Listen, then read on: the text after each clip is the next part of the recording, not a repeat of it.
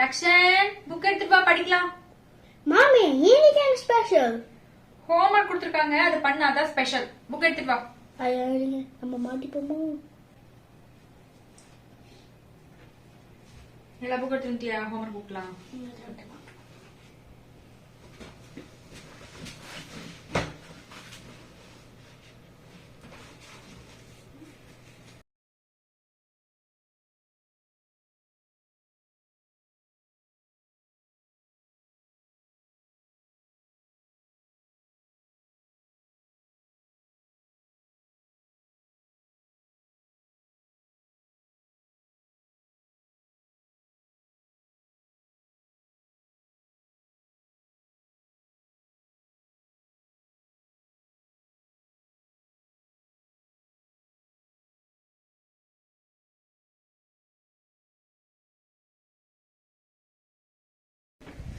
தப்பு என் மேலதான்.